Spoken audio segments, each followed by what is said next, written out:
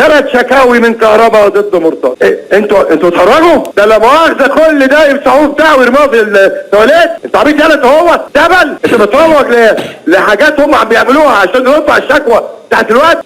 كهرباء يشكو مرتضى دوليا. زي ما انت عندك دم، انت عندك دم يا عكاشه، انت عندك دم. يقول لك 3 قضايا مرفوعه. تهبل يا ابني، 3 قضايا ايه؟ يقول لك ايه؟ ده انا انضرب عليا رصاص في ابنوب والبداري مين يالا؟ جاي تكلمنا عن عيل عشان يعملوا فرقعه، انتوا اللي بتروجوا لهم يا زملكاويه. لو انت يقول لك تاني اتحدى لو حد من صفحات الاهلي قال ان مرتضى منصور بيقدم 186 بلاغ ضد محمود، بتحدى ولا حد. انت قلت كلمه مهمه كمان، قلت هم عايزين يشتتوا تركيزنا، صح؟ واحداث فتنه. كان عندي بص عندي منك لله يا كهرباء.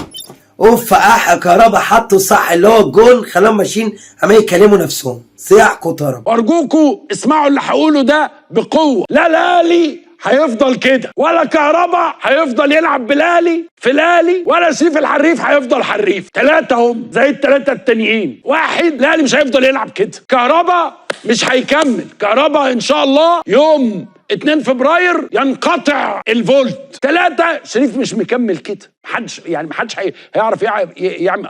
ادي رامز وجنان وسط الناس بره، لقيته يا كهرباء يا كهرباء. في ايه يا ابني؟ في ايه طول الحفله؟ في ايه ده؟ انتوا خدتوا دوري، لفيتوا الكوره كلها باتوبيس مفتوح.